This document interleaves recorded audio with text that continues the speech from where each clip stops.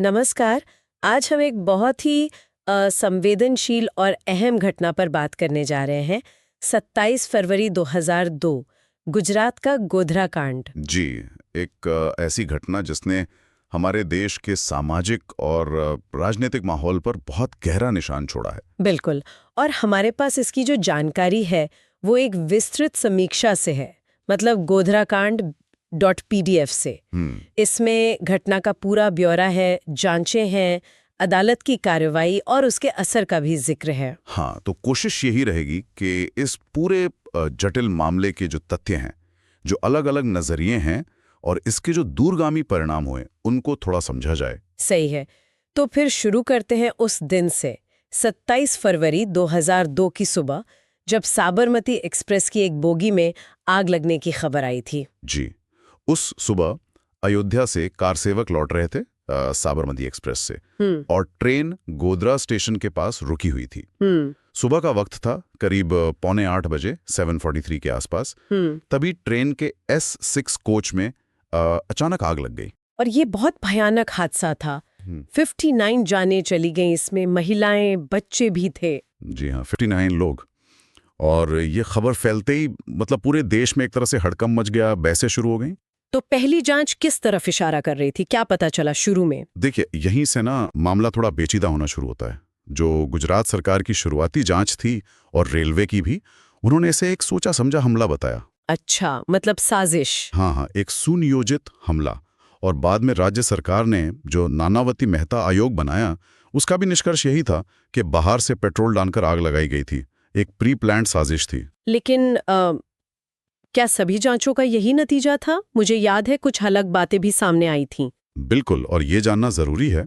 कुछ मानवाधिकार संगठन थे और कुछ स्वतंत्र जांचकर्ता भी थे, जिन्होंने कहा कि हो सकता है आग अंदरूनी कारणों से लगी हो। अंदरूनी कारण मतलब? एक्सीडेंटल, हाँ, मतलब दुर्घटनावश।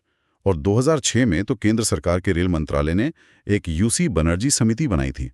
उसकी रिपोर्ट ने भी इसी तरफ इशारा किया कि आग शायद एक्सीडेंटल थी। ओह, तो ये तो बिल्कुल ही अलग-अलग बातें हो गई। एक तरफ साजिश, दूसरी तरफ हादसा। जी, और इन्हीं विरोधाभासी रिपोर्टों ने पूरे मामले को और भी ज्यादा उलझा दिया। फिर तो मामला अदालतों में गया होगा, जाहिर है।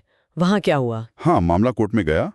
2009 में सुनवाई शुरू हुई और 2011 में फैसला आया एक विशेष अदालत का। क्या फैसला था? 94 लोगों पर आरोप थे, उनमें से 31 को दोषी पाया गया। 11 को मौत की सजा सुनाई गई और 20 को उम्र कैद।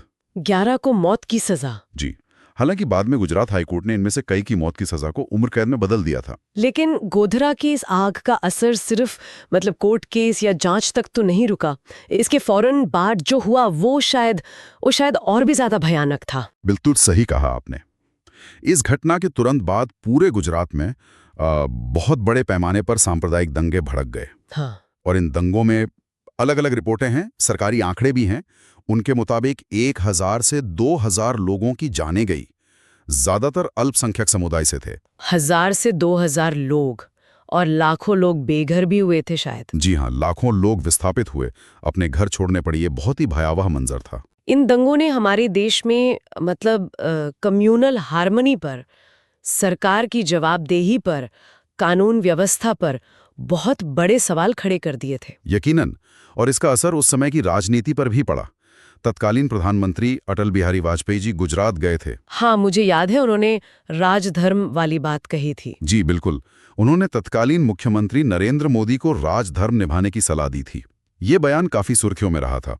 और मुख्यमंत्री के तौर पर नरेंद्र मोदी की भूमिका पर भी काफी सवाल उठे, काफी जांच हुई। हाँ, काफी बहस हुई। हालांकि बाद में सुप्रीम कोर्ट ने एक SIT बनाई थी, स्पेशल इन्वेस्टिगेशन टीम। SIT ने क्या कहा? SIT ने उन्हें मतलब नरेंद्र मोदी को इस मामले में किसी भी तरह की संलिप्तता से क्लीन चिट दे दी थी। तो ये पूरी घटना मतलब सिर्फ एक ट्रेन में आग लगने तक सीमित नहीं रही। इसने तो पूरे देश को, समाज को हिलाकर रख दिया था। बिल्कुल। इसने भारत ही नहीं बल्कि बाहर भी, अंतर्राष्ट्रीय स्तर पर भी मानवाधिकारों को लेकर, अल्पसंख्यकों की सुरक्षा को लेकर चिंताएं खड़ी कर दी थी। तो अगर हम पूरी बात को समेटें, गोधरा में ट्रेन कोच की आग, 59 मौतें, ये एक बहुत ही विवादित घटना बनी। जी, और जांचों में भी शुरू से ही मतभेद था, साजिश थी या दुर्घटना, ये विभाजन दिखाता है। और इसके तुरंत बाद गुजरात में भयानक दंगे हुए, हजारों मौतें।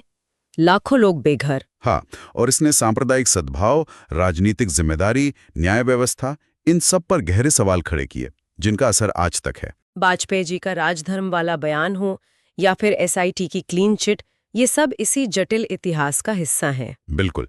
और ये सब सोचने पर मजबूर करता है कि आखिर ऐसी त्रासदियों से हम क्या सबक सीखते हैं?